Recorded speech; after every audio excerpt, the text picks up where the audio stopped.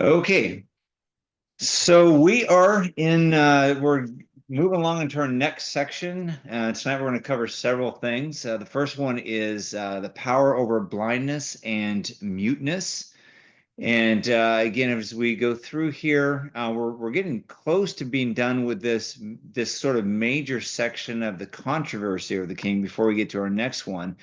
And last week we studied the power over disease and death. We looked at the raising of Jairus' daughter from the dead and also the healing of the woman that had the issue of blood for 12 years. And now we're going to move over into Jesus continues to do these multiple healings, one in a row again, right after he has been rejected as the Messiah. In fact, one of the things we're going to cover tonight is the second incident of him actually casting out a demon from a deaf individual, again, showing his domination over the powers of Satan instead of him being empowered by Satan. So that's where we're going to head tonight. And then we will finish off with his final rejection in his hometown of Nazareth. All right. So let's start out here in Matthew chapter 9, 27 through 34. And it says, and as Jesus passed on from there, again, on from there being he was at Jairus' house in likely in Capernaum. And as Jesus passed on from there, two blind men followed him, crying aloud, have mercy on us, son of David. When he entered the house, the blind men came to him, and Jesus said to them, do you believe that I'm able to do this? They said to him, yes, Lord. Then he touched their eyes, saying, according to your faith, be it done to you. And their eyes were opened, and Jesus sternly warned them, see that no one knows about it. But they went away and spread his fame throughout all the district. As they were going away, behold, a demon-oppressed man who was mute was brought to him. And when the demon had been cast out, the mute man spoke. And the crowds marveled, saying, never was anything like this seen in Israel. But the Pharisees said, he cast out demons by the prince of demons. All right. So let's start off here with this first incident. It says, it says as Jesus passed on from there, these two blind men followed him, and of course occurs right after he has just raised Jairus' daughter from the dead. And of course, when he raised Jairus' daughter from the dead, he told them, "Don't tell anybody about it." And of course, they told everybody about it, and his fame spread. We've got to get another example here of the same type of warning and the same type of thing where his fame spreads because of the healing. Now, if we look at the gospel accounts, we see that Jesus has healed blind men at least 6 times, and each case was going to be, slightly different from the past. We'll get one here later on, where the question's asked, is the person blind because of his sin or his parents' sin?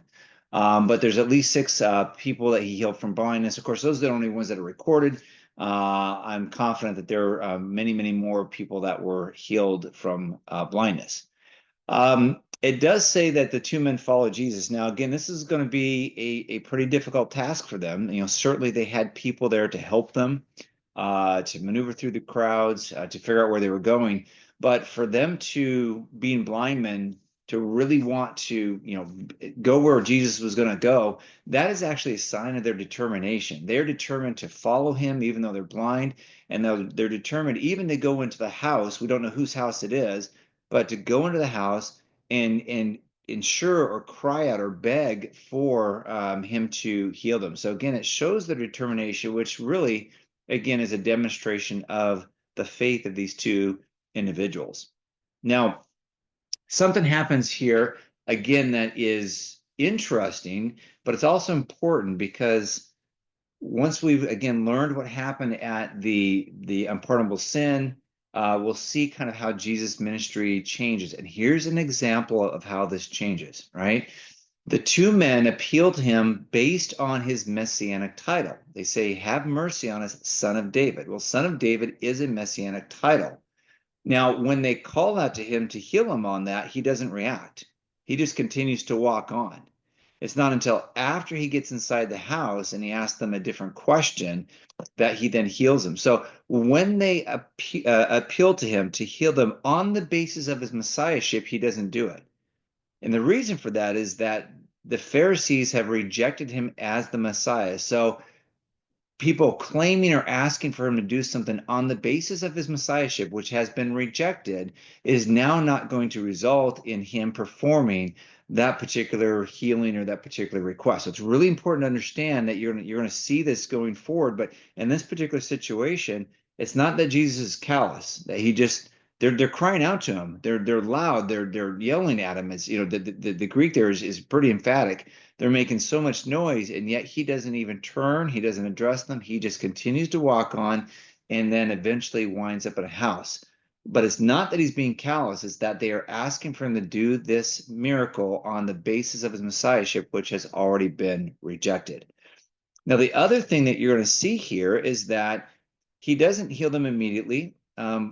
The second point I've already kind of said there is because they were asking for it on his messiahship. But remember what I said is that when he was rejected as Messiah, things changed. He started talking in parables, but also his new policy concerning how he's going to do miracles is that for the most part, his miracles now are all going to be done in private. So instead of them being very open, very public, being done for the sake of the people to believe in him as the Messiah, now that that's been rejected, and now that generation is all under his condemnation, his new policy now is to take people into private. So remember with Jairus's daughter, everyone's there. He kicks all the mourners out. He kicks everyone else out except for Jairus and his wife and three of his disciples.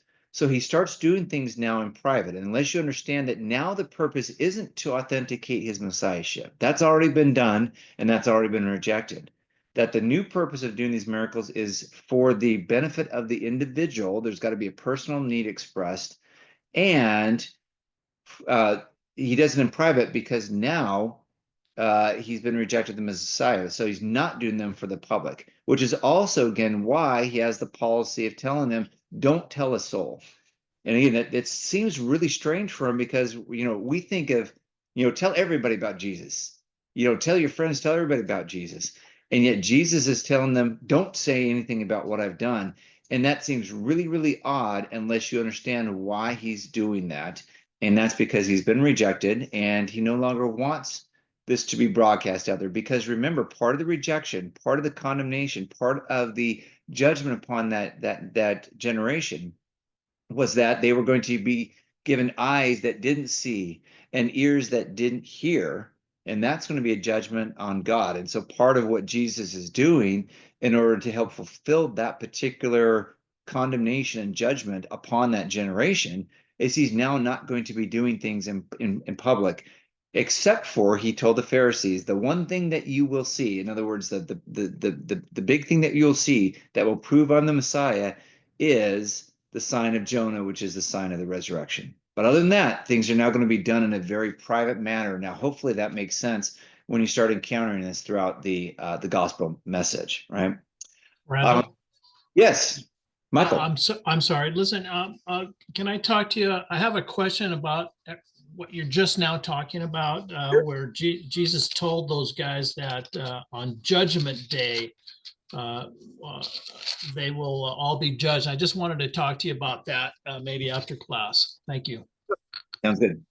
Um, Great. Now, the other thing here is that it says that, have mercy on us, son of David. And this really indicates the heart of these individuals. We talked about last week with the woman that had the issue of blood, and we talked about Jairus, like their absolute identification of their complete need for Christ. No matter what it was going to take, they were going to get there, and they knew that they weren't worthy. In fact, remember the woman who touched the hem of his garment, she sort of tries to fade back into the crowd. She's not worthy of that. She just wants to touch his garment. She knows she'll be healed, and she just wants to fade out there. She's not worthy of the Messiah and his attention and his acknowledgement. And these individuals are displaying the same type of faith, the same type of acknowledgement that they don't deserve it. And they're telling them, just have mercy. Don't give us what we deserve. And what do we deserve? We deserve sickness and illness. We deserve whatever else. Don't give us that. Give us healing. And we know we don't deserve that, right? So I love their attitude because it's really indicative of our own need for Christ and how we should be approaching him as well. Now it says that they cried out loud. In other words, the Greek there's really emphatic. They were shouting like, as loud as they can get. They are desperately trying to get Jesus' attention. But notice, they're blind, but because they're blind and he's not saying anything to them, they're probably wondering what is going on here. And so they're just continuing to scream and to cry out to him, and until probably those who are with them say, hey, look, he's moving on and he's going into this house. And of course, they would instruct them, take us into the house. Okay. So then we get into that next part here where it says, when he entered the house, the blind men came to him, and then Jesus said to them, do you believe that I'm able to do this? They said to him, yes, Lord. Okay. So they asked him originally to do the miracle based on his messiahship. Now he says, do you believe? In the belief, the question there is, do you actually have the faith required in me to be able to do this? So now he's actually going to do this particular miracle, not on the basis of his messiahship, but now on the basis of their expressed faith into him, in him, which is exactly what they do. They say, yes, Lord. And Lord in this case means master. Again, recognizing that he's the master and they are not, they're not worthy. And but they do believe that in fact he can heal them if he chooses to do that. Now, verse 29 then says, then he touched their eyes, saying, according to your faith, be it done to you. And their eyes were open, and Jesus sternly warned them, see that no one knows about it. But they went away and spread his fame through all that district. Right. So Jesus is pretty clear here that, and again, when you look at before the unpardonable sin, before the rejection of him by the religious leaders, he didn't require faith. Now he's going to say, do you believe I can do it for you? And if the answer was that no, then they wouldn't have been healed.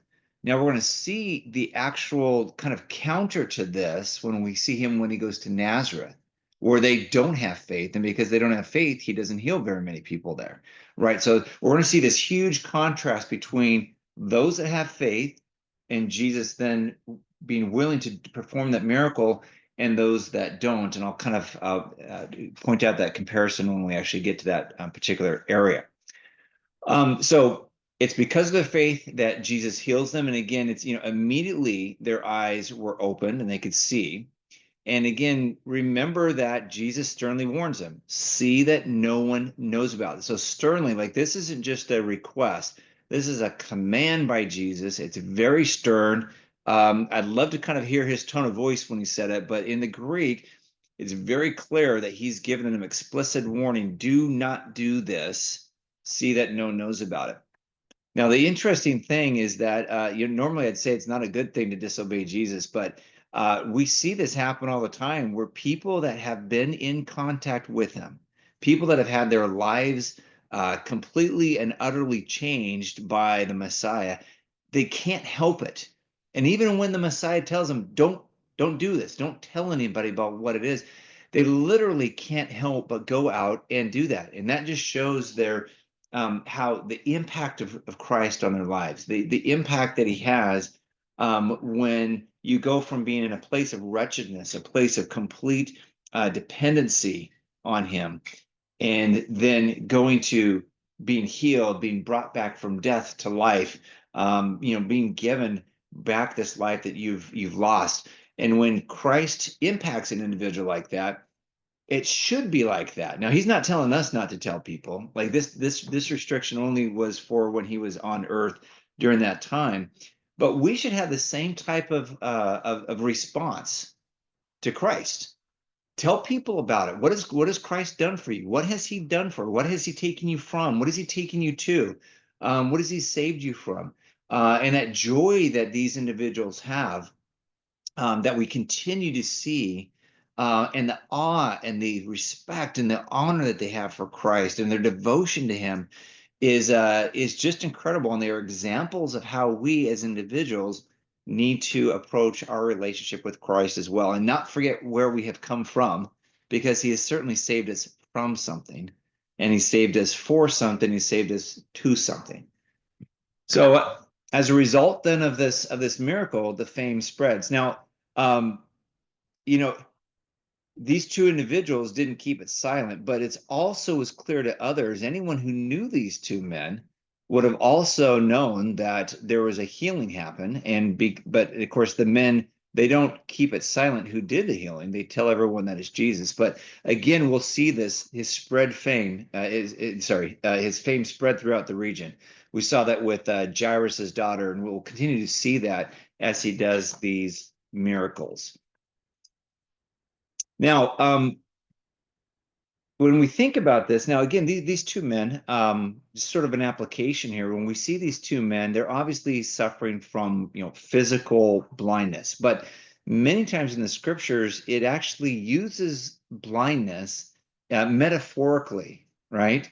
And it's used in different ways. And so we can see these two men that have come from blindness to sight, and we think about how the Savior brings someone from blindness to sight, we can actually look at how the Bible uses that concept of blindness to sight in different ways.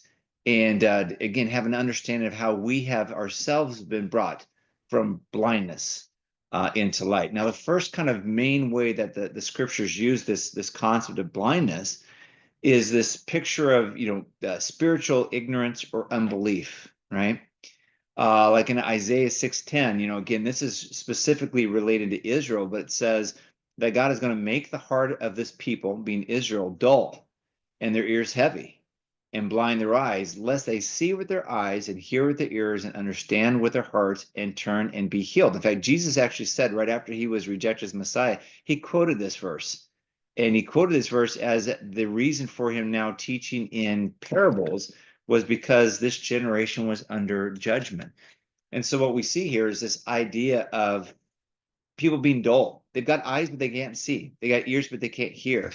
And the interesting point of this whole story here is you have two people that had eyes that couldn't see, and now they can see, right? So it's used in that way of spiritual ignorance. Later on in Matthew, Jesus himself is going to use this concept of blindness metaphorically. So Matthew chapter 15, verses 12 through 14, he says this, and this is Jesus. Then the disciples came and said to him, do you know that the Pharisees were offended when they heard this saying? Right? So Jesus has said something, and the Pharisees are super offended. They're really super angry. And Jesus' answer is this. He answered, every plant that my heavenly Father has not planted will be rooted up. Let them alone. They are blind guides, and if the blind lead the blind, both will fall into a pit. Now, I want to call out a couple things here just on this one verse. You remember back when he told his first parables, we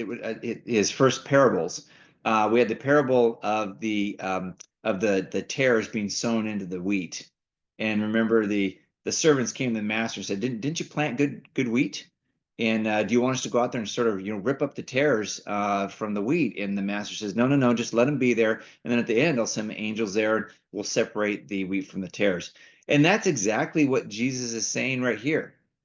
Yeah, he knows the Pharisees are offended, and he knows that they're leading the people astray.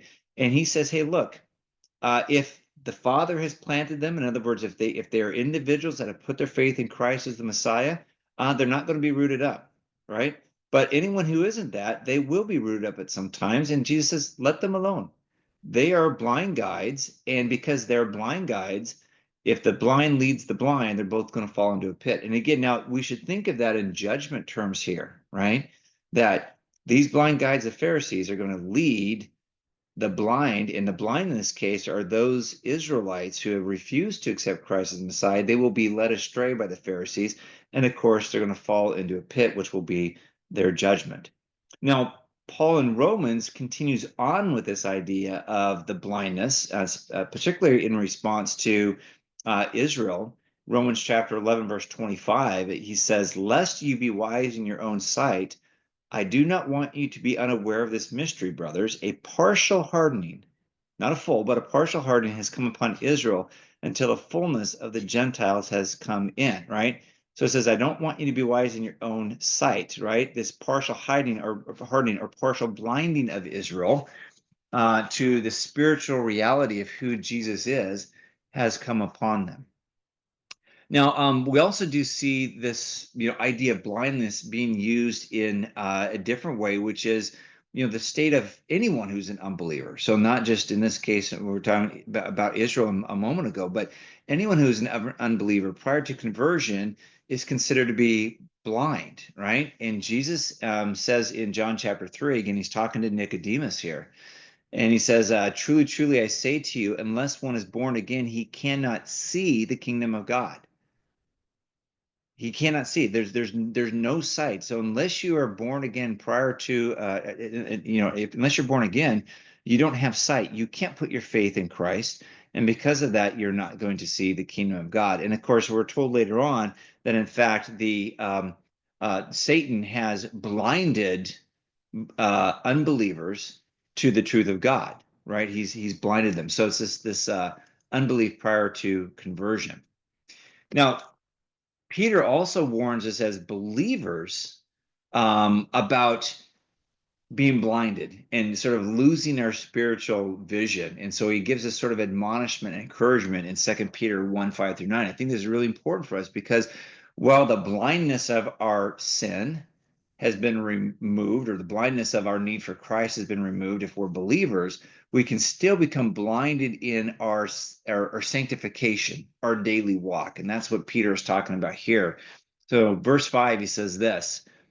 For this very reason, make every effort to supplement your faith with virtue, and virtue with knowledge, and knowledge with self-control, and self-control with steadfastness, and steadfastness with godliness, and godliness with brotherly affection, and brotherly affection with love.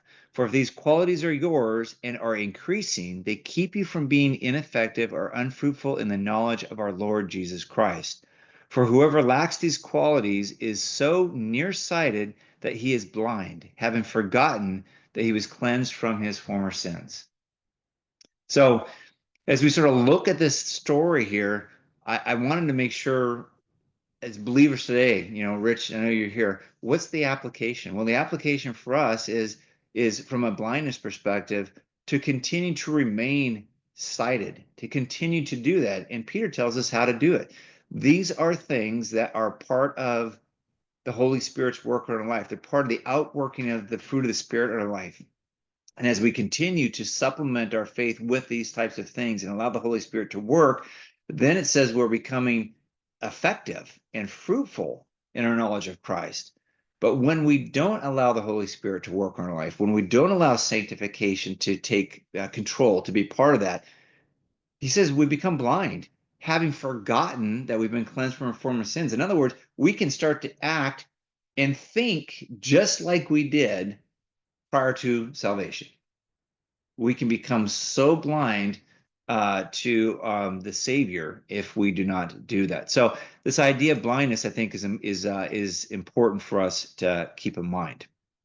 Okay, before I go on, any questions about what I've just talked here before we go into him casting out the demon from the man that was mute?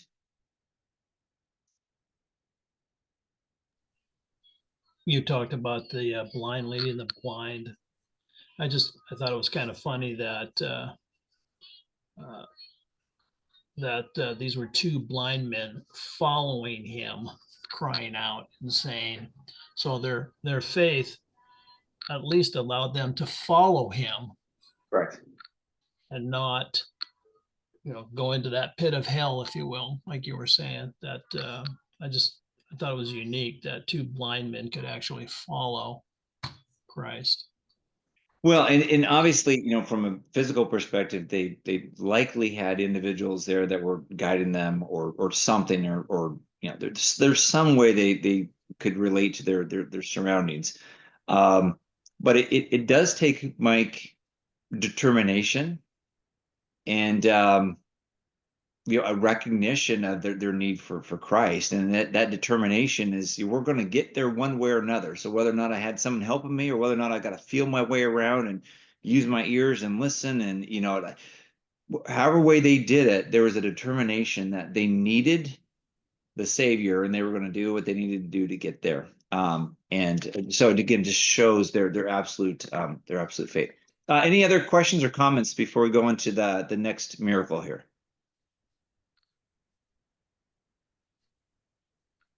Okay. All right, so let's continue on here. It says, and as they were going away, behold, a demon-oppressed man who was mute was brought to him. And when the demon had been cast out, the mute man spoke, and the crowds marveled, saying, "Never has anything like this seen. No, sorry, never has anything like this seen in Israel." But the Pharisees said he cast out demons by the prince of demons. All right, so as these two blind men are actually leaving. Now, likely Jesus is still in the house, wherever the house is that he's at. He's still there because the two blind men are actually leaving, and a demon oppressed man is brought to him. Now, um, we don't know whether or not he was brought to Jesus as a legitimate request or whether or not this was a plant. Like I said before, when the demon possessed man that made him mute, which precipitated in the unpardonable sin, was brought, um, it it's unclear whether or not that was just people that were there to try to get him healed, or whether or not that was actually a plant by the Pharisees. And again, this may or may not be the case. We do know that there are Pharisees there, though, right? Because they answer and say he cast out demons by the prince of demons. So, one kind of thing to remember is that it's kind of like Mary had a little lamb. The stories, everywhere that Mary went, that the lamb was sure to go. Well, everywhere that Jesus goes, the Pharisees are sure to follow. So if Jesus is there, there's a Pharisee usually someplace close, lurking in the shadow. And that's kind of what's going on in this particular situation here. So whether or not it was a legitimate request or a plant, we're not quite sure. However, I would say that in this case, because now after the unpardonable sin, the request is the healings are based off of personal need, and Jesus typically requires faith. Um, then I likely think this is a legitimate request. Now we don't see any indication of faith. In fact, we don't even see Jesus even interacting. So there's we don't even see his command or anything. It just says, and when the demon had been cast out. So there's likely some conversation piece that has happened here that Matthew is omitting, which is fine regarding any conversations that were had. But going with this policy of faith, I imagine it would be something similar to when the two demoniacs and the Gadarenes were had the demons cast out and the legion of demons cast out. That the demons themselves had to come, and there was the kneeling before Christ, and of course he cast them out. But we're missing that piece here. We just go from being brought to him and then the demon being cast out. So whatever that intermediary piece is, we don't know. Um, Now, this is again the second time that a demon possessed man who is mute is brought to Jesus for exorcism. Now, if you remember correctly, this is super important because we've already seen Christ do what are called messianic miracles. And when we talked about this earlier, we said that messianic miracles are miracles that only the Messiah was supposed to be able to do. We've already seen him do that before with like the healing of the Jewish leper. There had been, from the time the Mosaic law was given, and Miriam's healing was before that. So from the time the Mosaic law was given, where Moses said, "Here's what you need to do if you are healed of leprosy," there is no record of a Jewish person being healed of leprosy. So when Jesus did that, they had the same reaction. Isn't this, the son of David? Like there's this messianic aura about him because it was something the Messiah could only do. Well, the second messianic miracle that he does is the casting out of the demon that is making the individual mute. Okay, now, so this is the second time he's done that. The first time was what precipitated the unpardonable sin and the claim by the Pharisees that he did it by the power of Satan. And the reason why that one was messianic is because the Pharisees themselves were able to do exorcisms. So the fact that Jesus cast out a demon was not super unique, although casting out a legion of demons certainly was, but casting out an individual demon from a person wasn't really unique.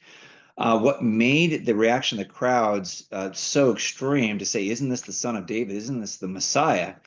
is because in order to do an exorcism, the formula is that you'd have to establish communication with the demon in order to be able to cast it out. You'd have to, and typically you ask the demon, what is your name? And even Jesus did that with the two demoniacs. He said, what's your name? Right? So he actually used the traditional way of doing that, established contact, found out the name, and then once he found out the name, he then had the power over them and was able to cast them out. So even Jesus at times uses the traditional method of exorcism. However, in the case of the demon-possessed man who's mute, you can't establish communication because the demon uses the vocal cords of the individual. And if the individual's mute, you can ask the man as many times as you want, what is the name of the demon? Or you could ask the demon, what's the name? And the demon isn't going to respond because the individual can't speak. And so that is what made this particular demon possession an impossibility. It was hopeless. The only person that was going to be able to do that would be, God himself, or would be the Messiah. So this is the second messianic miracle that Christ is going to perform. Now, when he did it, just a little bit earlier that we looked at, the result is that the crowd says, "Isn't this the Messiah?" And of course, the Pharisees had to come up with a quick one to say why he could do this but not be the Messiah. And they said he does it because he cast them out because he's demon possessed by Satan himself. So he does this same messianic miracle again, cast out the demon from the man that is mute, and you'll see that their response is going to be the Pharisees' response is going to be exactly the same thing. They don't change their tune. Okay. Now, we see that again. This is not just any ordinary miracle, right? The crowd sometimes are amazed, they're awed, but there are certain miracles he does where they say, this is the Messiah. Well, in this case here, they say there isn't anything has never been done like this in Israel before. In other words, what he has just done is so unique that they are absolutely astounded. Now, think about this. He's just healed or raised a little girl from the dead. What to you would seem like the most impressive miracle? Well, the most impressive miracle would be bringing someone back to life. But the crowds, even though they were absolutely amazed with that and they were astonished and they were taken back, they don't respond in the same way they do with this one. And that's because this is a higher level miracle. Because remember, in the Old Testament, there were people, Elijah brought people back to life. So the fact that people have been brought back to life, even though it's extremely rare, it has actually been done in Israel before. This has not. So that's why the crowds are absolutely astonished about what he's doing about this particular miracle. And that's also why the Pharisees have to continue to respond to this, because if they don't, the crowds are going to continue to follow Jesus. They're going to lose their control. And so they've got to find a way to make sure that Jesus is, that the crowds don't do that. So the Pharisees again respond the same way by leveling the exact same charge that they did earlier when he did the same exact miracle, that he is possessed by Satan himself. And I kind of put down here at the very bottom that good marketing approaches are millennia old. Like we didn't invent how to do good marketing. Good marketing has been around for a long time, and the Pharisees have found it. And then really a good marketing strategy is this: if you repeat something often enough, whether it's true or not, people believe it. And all we have to do is take a look around at the political environment or things like that, and you just repeat something enough times, it's going to become fact. And that's essentially what the Pharisees are doing. They're taking that marketing approach. Maybe the first time we say it, the crowd still follow, but maybe a few people hang back. Next time we say it, maybe we get a few more. If we just say this enough times, then hopefully we will be able to remove the crowd's devotion to Christ, and he'll finally be done with. And of course, that's actually what happens. By the time we get to the end of Christ's ministry, they've actually succeeded in convincing the majority of the Jewish people that in fact he is not the Messiah, that he is demon possessed. So repeat the mantra enough and it becomes reality. All right. So before we go on to this next section, let me just stop and ask if there are any questions about that. I have a question. Yeah, Mike. Um, what's the difference between this healing? Is it, I mean, he was deaf. Is it because he was also dumb? Oh, he was mute. He was mute. Yeah, no, he Yeah, well, he couldn't. was mute. And so prior to the Pharisees, performing blasphemy on Jesus and him judging them, he had healed a not only a deaf guy, but he was also blind. He was blind and deaf, and nobody had ever done that before. So why is this so much greater than what he had done back then? Oh, it's not. My point was it's the exact same. When he did the first one, the reaction from the crowds was, "Isn't this the Messiah?" And that's when, of course, the Pharisees said, "No, he did this Yeah. miracle by the power of being." So they're the exact same. Neither one of them is greater. It's the same miracle. You've got someone who is demon possessed, and because of the demon possession, that individual is mute and can't speak. So in both cases, the same thing. Jesus, when he does the exorcism, the response of the crowd is the same response, and then the response of the Pharisees is the same. They're exactly the same. Neither one is greater or equal to the same. Yeah, but they say they marveled, Mhm. saying that it had never happened before in Israel, but it Yeah, had happened.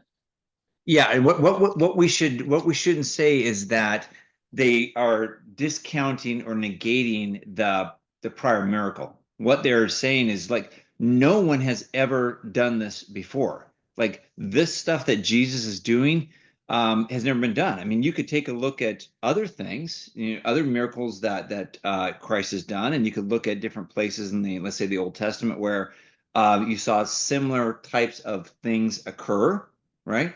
You could even take a look at, we talked about uh, you know, the ship when they were out in the Sea of Galilee and the storm came up and things like that.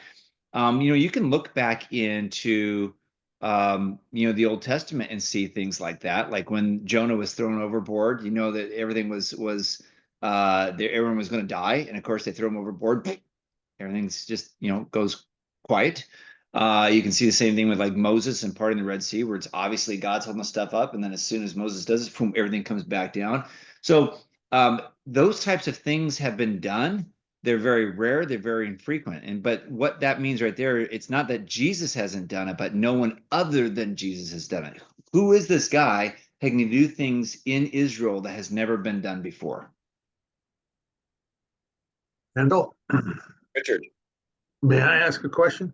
Sure thing, Rich. So did did the Pharisees believe that they had the power to cast out demons? Sure. Oh, in fact, remember in the first time that Jesus cast out a demon from the deaf and dumb individual, Okay, all um, right. said he said, he gives Satan can't be, a kingdom divided against itself cannot stand. If I'm casting out demons by the power of Satan, he says, who do your disciples, who do your Pharisee, who do your people cast them out by? So it was an acknowledgement by Christ that in fact the Pharisees had done exorcisms, Hmm. right? So they had the power to do that. They just didn't have the power to do this type of exorcism. Yeah.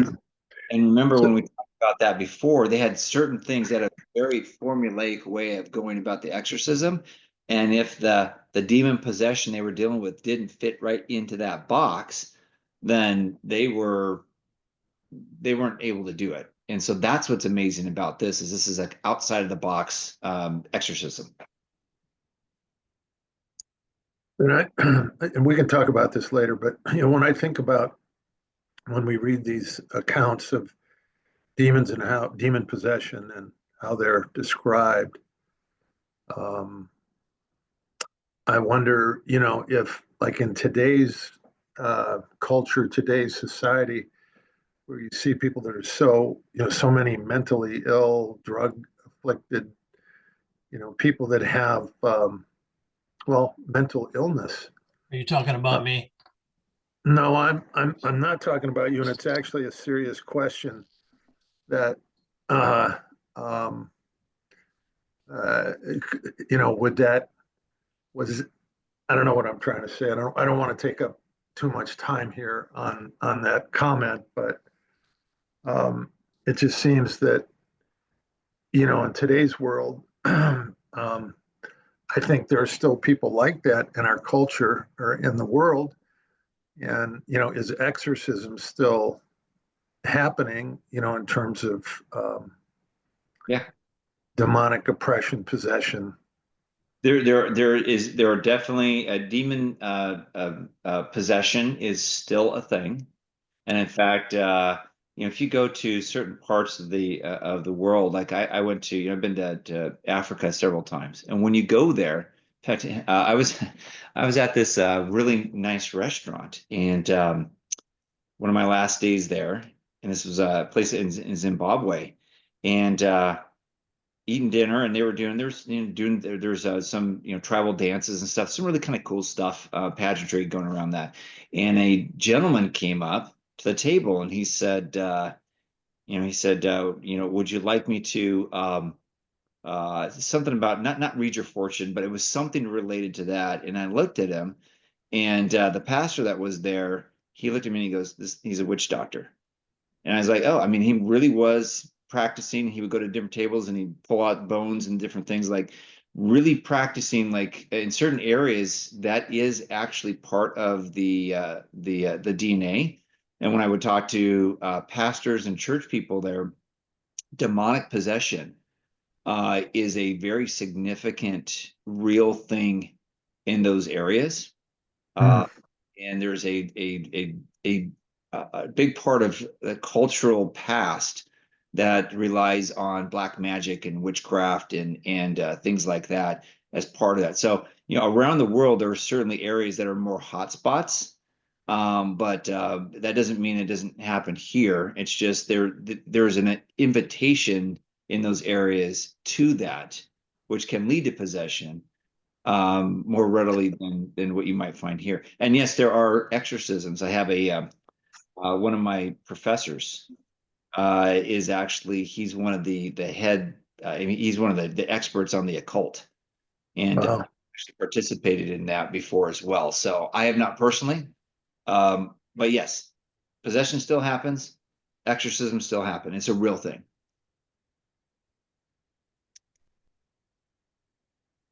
All right, thanks for the question, Rich. Yeah. Hey, Randy, this is Frank. Hey, Frank, by the way, go M's. I'm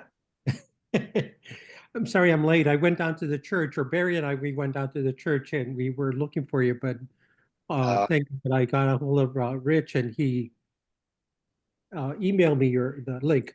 Anyway, my question is, when the Pharisees were practicing and they were casting out demons, in whose name did they cast out demons? The other question is that you're saying that it still happens nowadays. Does that mean, or are you saying that in Haiti where they have voodoo, is that true?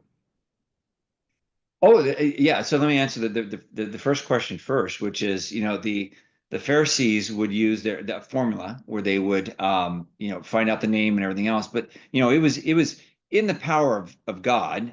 They weren't claiming it was their own power. It was God that was actually casting out the demon, that's the reason why Christ makes the point. Like if you're Pharisees cast out demons through the power of God and I cast out demons, why would you say mine's not through the power of God, right? I mean, it doesn't make sense, right? So they would do that through the power of God. Now, to your next question, which was around voodoo. Yeah, voodoo is that's a strange belief. It is a mixture of there's a mixture of Christianity plus witchcraft and the I'll call the dark arts and stuff. It's a strange mixture of things, but it does have elements of Christianity to it. So you find it in definitely in places of the Caribbean, Jamaica, Haiti, those types of places over there. So it does exist, but of course it is many of the things that they do are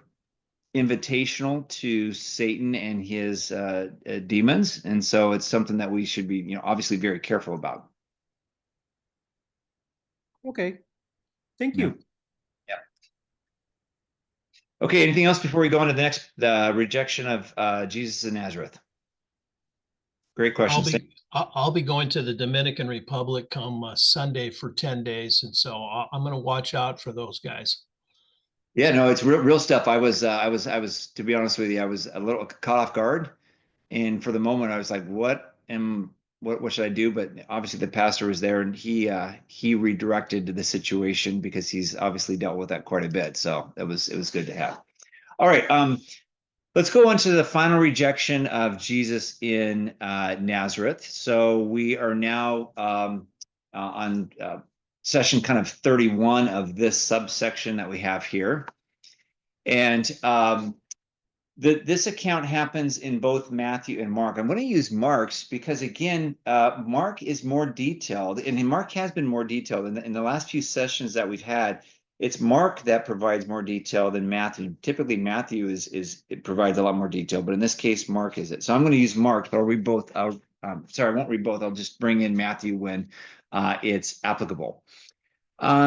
Mark 6, 1-6 says, he went away from there and came to his hometown. So now he went away from where he cast out this demon and the blind men. And now he says he went from there and came to his hometown.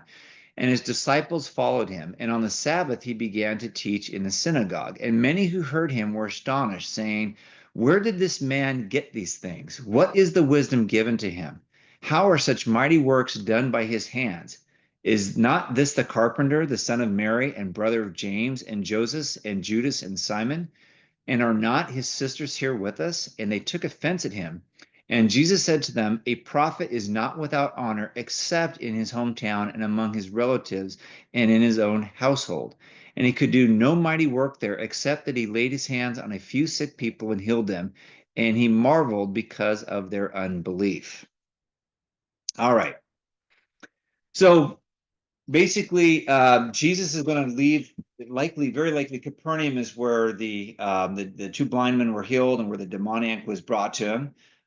So he has left that particular area and he's gone to Nazareth, which is kind of it's south and just a little bit to the west, about 20 miles from where Capernaum is, up in the kind of the hill area there. And notice it says that his disciples followed him. Now, it's an odd thing to say because for the most part, we don't really hear much about, Jesus isn't going out on his own, right? Where Jesus goes, the disciples go. So it seems like, why would you say that? Well, what's the purpose of even mentioning that the disciples followed him? Of course, the disciples they're always with him. Well, I think the main reason that Mark is providing this, again, Mark is the one that was wrote this based off of Peter's account. So Mark and Peter, were friends later on in life, and Mark is writing the gospel account from Peter's perspective. And so he would have, I think, probably Peter would have had impressed upon Mark the importance of this particular situation that's going on here, because what is going to happen is immediately after, this particular situation here, Jesus is going to send out his disciples on their own to go do ministry. And so the fact that Mark writes here that and his disciples followed him tells us that what is going to happen here is as important for Jesus as it is for his disciples. Like, there's a reason for his disciples to be there with them. And the main reason for that is that this is really a preparatory stop before he sends them out. And something is going to happen here that then he's going to remind them of. So what happens to Christ here is actually going to start happening to his disciples. And so the mention of them here is important because they're going to learn that what happens to the teacher is going to happen to the students. right? So this is a preparatory example to let them know what is ahead. Now, Nazareth can be seen kind of as this little microcosm of the nation, so to speak. And what I mean by that is that Jesus, when we saw him in Nazareth the last time, he was rejected because he made a messianic claim. He claimed that he was fulfilling Isaiah. And of course they try to throw him off a cliff. Remember that? And he passes by through him. So his own townspeople tried to kill him the last time he was there. So they rejected him as the Messiah. And then the nation, through the Pharisees, they also rejected him as the Messiah. Now Jesus comes back for like a second time to Nazareth, and the second time he comes there, he's rejected. And this is going to be their final rejection. Nazareth isn't going to get another chance to, as a city, as a town, to embrace Jesus as the Messiah, or at least not that we have in the gospel records. And likewise, Israel is going to commit a final rejection of Jesus, and we'll see that sort of at his trial, or really just where they're clamoring for his death, led on by, of course, the Pharisees. Now, it says here that he was on the Sabbath, right? He began to teach in synagogue. So a lot of times when he's in the synagogue and he's teaching, it's in the Sabbath. It doesn't mean that every time it was the Sabbath, but most of the time he was there in the Sabbath, which would have meant that the majority, if not all, the townspeople would have been in the synagogue while he's there. So everyone that he's grown up with, everyone that knows Jesus, is now listening to him, and he's teaching them. Now, we don't know what he's teaching. Doesn't say. But if I were to sort of hazard a guess, I'm pretty sure he's teaching them what he taught the last times, was expounding to them from the law and the prophets, testifying who he was. That's what got him in trouble the last time, is he went back to the book of Isaiah, read from it, and said, today this has been fulfilled in your presence. And they're like, you're not the Messiah. So I have a feeling he's come back for round two and is teaching them something. Well, whatever it is, and we don't know, it is so controversial that it elicits an incredibly negative response from the crowd, right? So he has said something that has touched a real big nerve. And it says that they were, astonished or amazed. You see the Greek word there, exaplesanto, and it just means to be literally out of your mind, overwhelmed. And so we know that this isn't the awe that we've seen from him doing miracles, because the same word is used there where people are just like, I can't, my mind's blown. I can't believe he did that. This is the idea of astounded or overwhelmed or out of your mind with rage, with anger. They cannot believe it. How dare you, Jesus, come here and say this kind of stuff to us? How dare you do that? And then they're going to make they're going to say some things about him that are extremely derogatory, because they don't believe Jesus has the right to say whatever he's saying. So again, likely he's saying something that is testifying about himself as the Messiah, and that is what is causing them to be outraged. Right now, notice the three questions that they ask, and these are questions that everyone during his time had to ask. You had to wrestle with it. If you lived in Israel, if you knew about Jesus, you had to answer these three questions, right? You didn't have an option to sort of just say, well, he's kind of a nice guy. No, you had to answer these questions. And the first one is, where did he get it? Where did he get these sayings? He's saying these things. What's his authority? A better way to say that is, by what authority does he say these things? Right. And we already kind of talked about that when we looked at the Sermon on the Mount, that Jesus taught as one with authority. And remember when we went to that part of the scriptures, we said that the reason why the crowds were so amazed at that point is because you didn't teach on your own authority. The Pharisees would always teach on the authority of another Pharisee. So they would say something like, well, Rabbi so-and-so says X, or Rabbi so-and-so says, Y, or whatever the case is. But they didn't say, I say these things, right? So you always taught on the authority of someone else. But Jesus doesn't do that. And so this question strikes me as being very similar to that. By what authority do you say this? Who gave you the right to say these types of things to us, Jesus? That's the tenor of that first question. The second one they ask is, what is the wisdom given to him? In other words, where did you get this? Where did you get this wisdom, like that you're using? What makes you so wise? What makes you think that you know so much to teach us these types of things, right? Who gave you the wisdom? And finally, and probably the most critical, is how are such mighty works done by his hands? Now, again, this has been the question now since his rejection, is how does he do it? Like, you'll notice the Pharisees never deny that Jesus does his mighty works. In fact, even in the post-Christ time, the Jewish writings, the ones that are vehemently against Christ as the Messiah, they never reject the fact that he did these miracles. And in fact, they even say he's done the miracles, but they parrot the same thing that their ancestors did, which is the fact that Jesus did it through demon possession. So no one denies Jesus is a miracle worker. And that's actually one of the things that we're thinking more, I guess I'll call it more apologetically. When we talk to people, well, why should I believe this Jesus? Well, even his worst critics in the Bible and extra biblically never denied Jesus did these things, right? He did them. He did these miracles. He proved who he was. And so there's an apologetic element to being able to defend the person and nature of who Christ is. Now, of course, these three questions, there's only two answers. There's only two possible answers, right? It can't be an individual. So the person can't do it by themselves, right? No miracle is done just because of an individual. There's only two the power sources for the miracles. That's either going to be God or Satan, right? And so when they're wrestling with this, they've got to answer that. Well, of course, the Pharisees have already supplied the answer.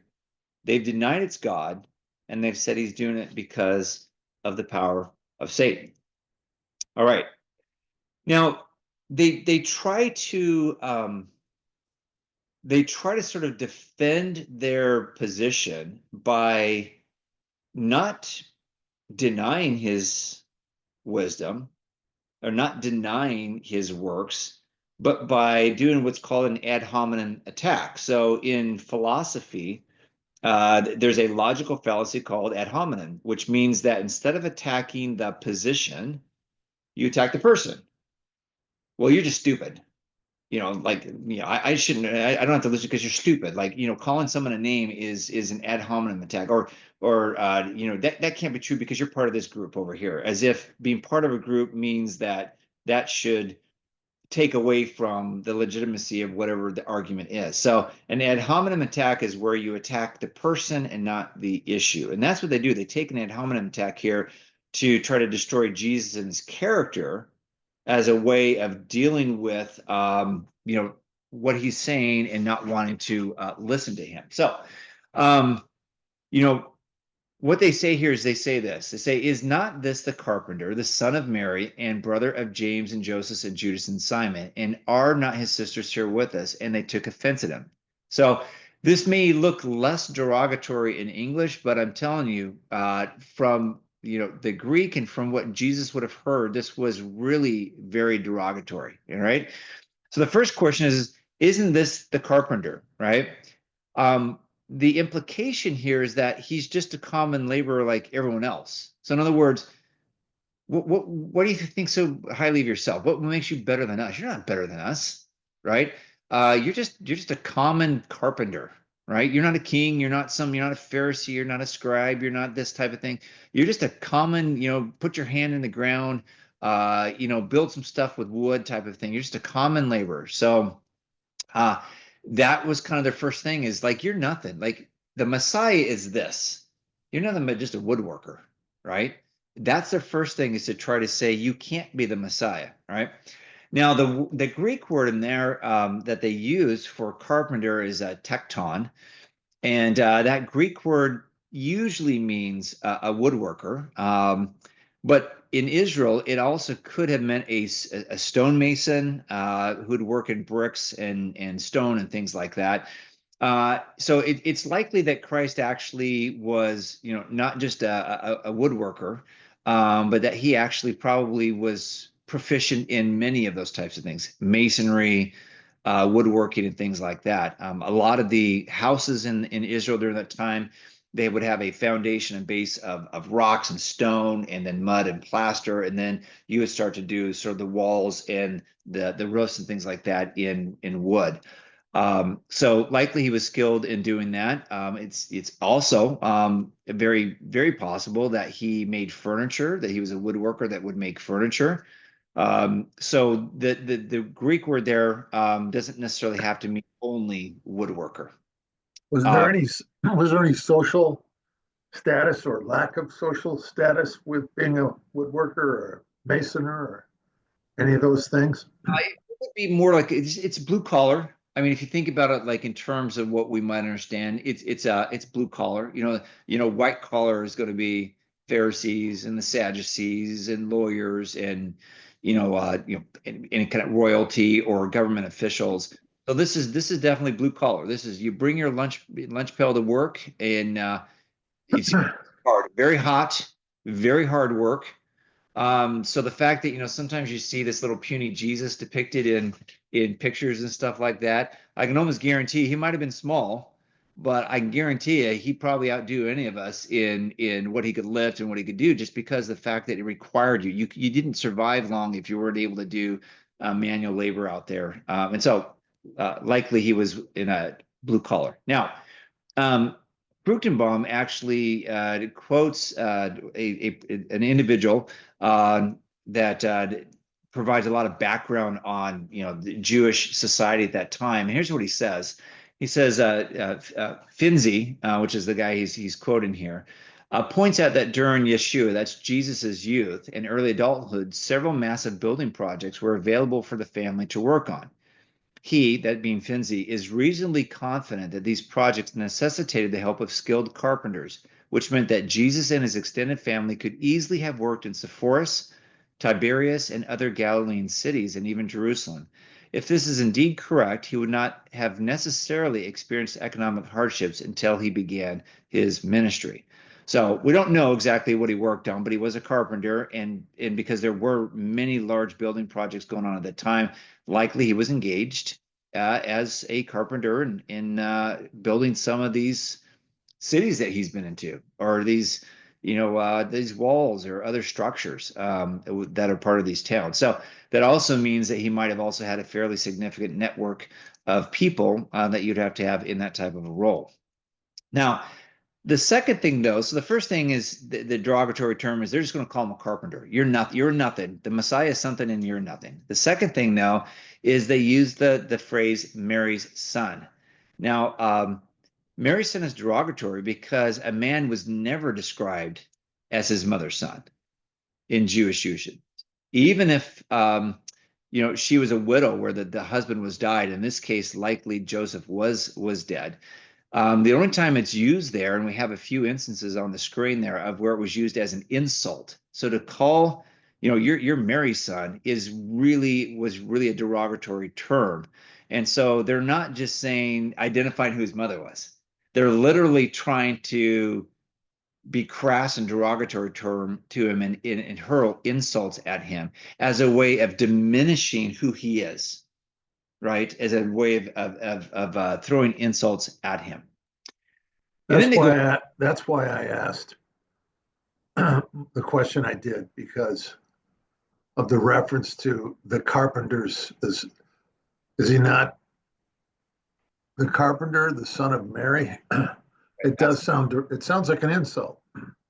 It does. And if the son of Joseph would be fine, but son of Mary is where they really are. They're not. It's not a pleasantry. They're not just trying to state an actual fact of like, well, isn't like Mary's son? Like we know him, right? Like there's not a double here. This isn't something weird going on.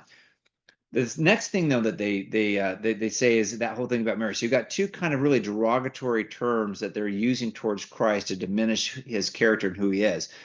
But then they go on to say that he's the brother of James and Joseph and Judas and Simon.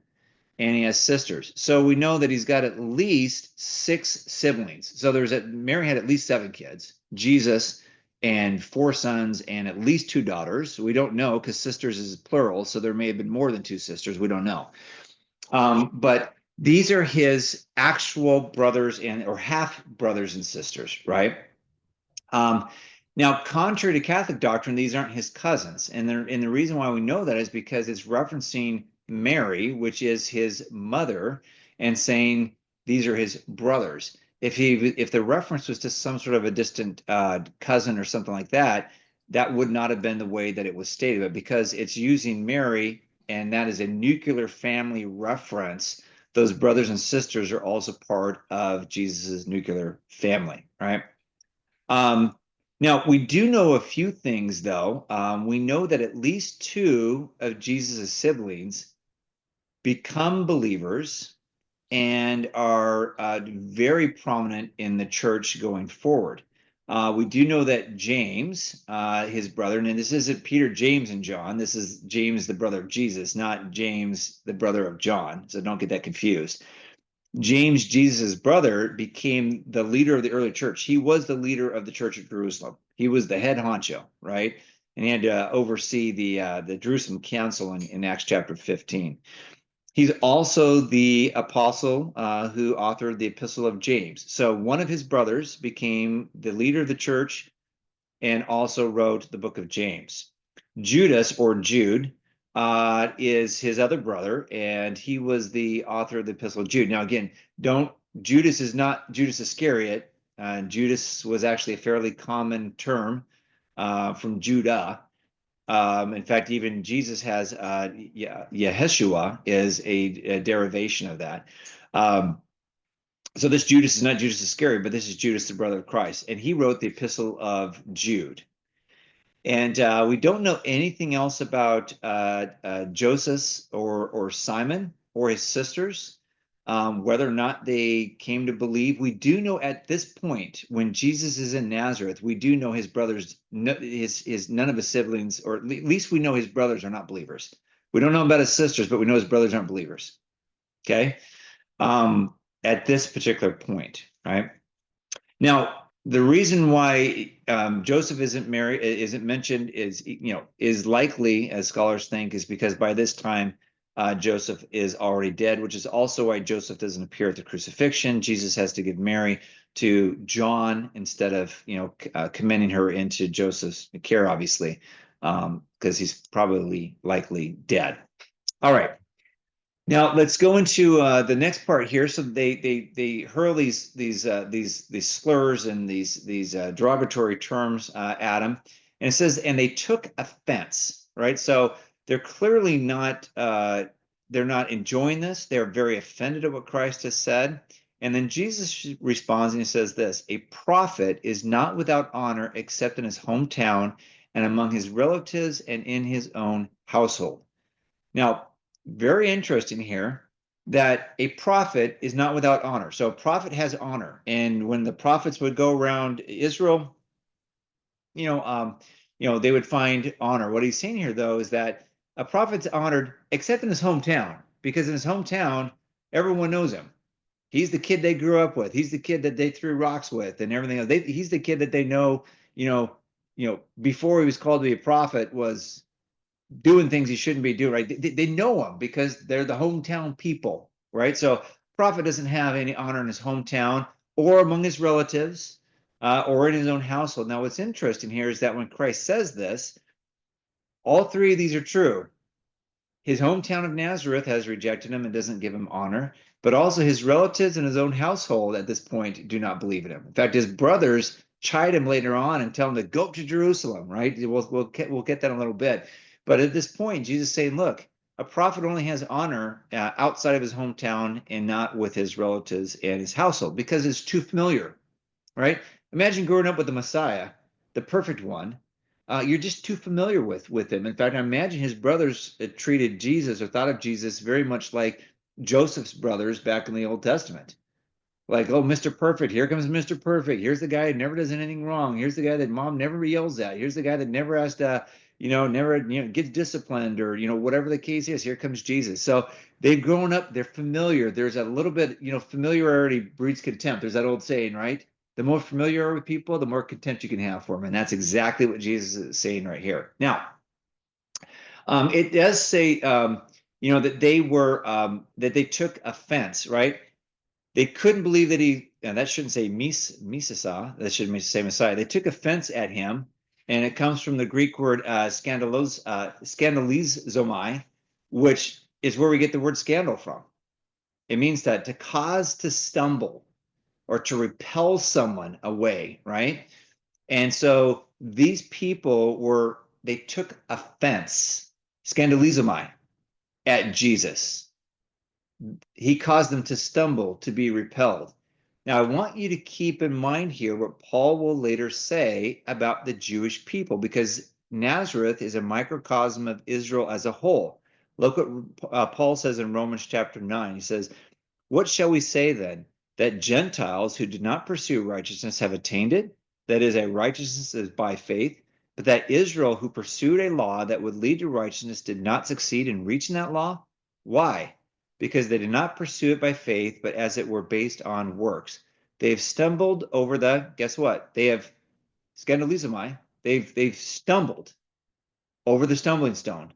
As it is written, behold, I'm laying in Zion a stone of stumbling and a rock of offense, and whoever believes in him will not be put to shame." So these people are displaying in a microcosm what in fact the nation will do. The nation itself will stumble over Jesus because of his claims to be the Messiah. Now, it's very interesting here. I'm going to point this out in just a moment. That notice that Paul says the Gentiles who didn't pursue righteousness have attained it, but the people that Christ came to didn't. And what we're going to see here is that Jesus, in a moment, is going to be very amazed. I want you to keep in mind here what he's amazed about, because Paul has just told us that things have been reversed. What should have been isn't, and what isn't is now, right? The Gentiles didn't pursue faith, but yet they've got it. Or sorry, didn't pursue righteousness, but yet they have faith. The Israelites who should have had faith stumbled over Jesus as the Messiah. All right. Again, I talked about this. The prophet was without honor. I think of Old Testament prophets like Jeremiah. Boy, Jeremiah, man, he had a rough life. Man, that guy kept on talking and talking and talking. And the more he talked, the more they hated him.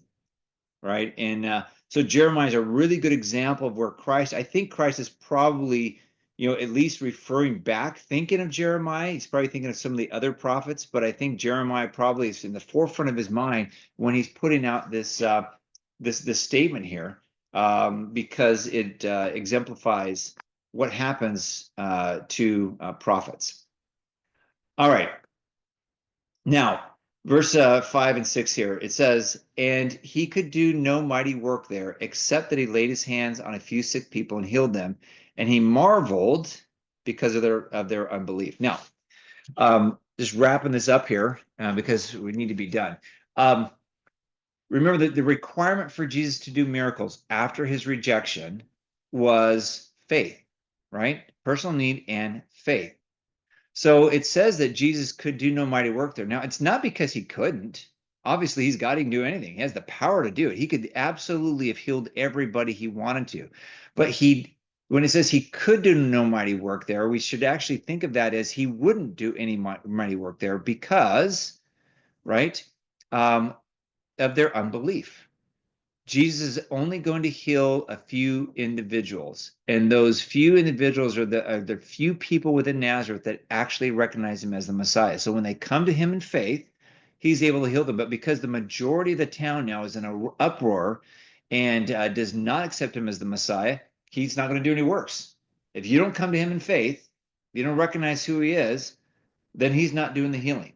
And that's why we have this really interesting thing that it's like in this particular town, it seems like Christ doesn't do much at all. And that's because of their rejection of him. All right.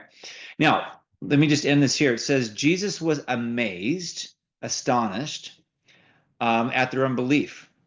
That, again, their unwillingness to believe that he's the Messiah, and that his ability to heal and to say the types of things it doesn't come from God, but comes from Satan. And I like what Meyer says in his book, A Marginal Jew. He says that there are only the only other time in the four Gospels that Jesus is said to be astonished. Now think about that. Jesus is never astonished, right? But the only other time in the four Gospels that Jesus is said to be astonished is Mark 6:6, when Jesus marvels at the unbelief of the townspeople of Nazareth. Otherwise, Thaumazo always describes the reaction of other people, never of Jesus. There's an intriguing point here. The only thing that surprises Jesus as he's presented in all four Gospels is the unbelief of Israel and the belief of Gentiles. He apparently was expecting just the opposite. What's incredible there is that Jesus is astonished. Remember, he was astonished at the centurion's faith. Never in Israel have I seen such faith. Astonished. And now here he's astonished, but he's astonished for just the opposite reason. It's for their complete unbelief, right? And so that is why Jesus doesn't do many miracles there in Nazareth. And that's why Nazareth will be condemned. Now, let me finish this off here. The last little bit here is that the Nazareth again is sort of this microcosm of Israel's blindness. The disciples, we're going to cover this next week, so you can read ahead in Mark 6, 7 through 13. They're going to kind of experience or Jesus is going to warn them about the same type of thing happening to them. But also I want to say that, it doesn't just happen to Jesus and his disciples, it happens to us. And John in his gospel, John 15, verse 18 says, if the world hates you, know that it has hated me before I hated you. If you were in the world would love you as its own, but because you are not of this world, but I chose you out of the world, therefore the world hates you. Remember the word that I said to you, a servant is not greater than his master. If they persecuted me, they will also persecute you. If they kept my word, they will also keep yours. But all these things they will do to you on account of my name, because they do not know him who sent me. So this lack of blindness is going to mean that not only Jesus, but also his disciples are going to suffer the same fate. Now, the last thing I want to say here is we don't have any other record that Jesus ever visited Nazareth again. And I just have like a little closing thing there where it's basically, look, sometimes you don't get second chances. Nazareth, sometimes you don't get second chances. Individuals, sometimes we don't get second chances. So when the Messiah is there, we should respond positively to him and not think that we'll have another chance down the road to accept him, to believe more fervently in him, to follow him, and devote ourselves more to him. We don't always get second chances. All right, with that said, we won't cover hell tonight, but I will talk about it here in just a moment. With that said, let me just stop and ask if there's any questions about what we've covered tonight.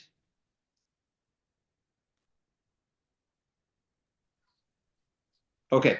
I do know that there was a couple questions. I'll stop the recording here. So, and then anyone who wants to hang on we can hear that. But before we do that, let me just remind you that in 2 weeks, not next week, but the week after that, we're gonna take our little excursus into the doctrine of hell. The reason for that is Jesus is going to say something very important coming up, and if we don't understand what the doctrine of hell is, we're going to have difficulty understanding what that means. We're also going to have a difficulty understanding what it looks like going forward in the other things that he's going to say about hell, and he'll have much more to say about it going forward. So be prepared for that. If you do have some individuals that maybe haven't come to this particular, the life of the Messiah, this is a fine time to bring them in, because they don't have to have heard anything we've talked about before to make sense out of this topic. So I recommend that you talk to friends, neighbors, whatever else, if they're interested and curious about this, what the Bible has to say. We will be spending several weeks on that doctrine before we pop back into its application in the life of Christ. All right. So with that said, I'm going to go ahead and stop the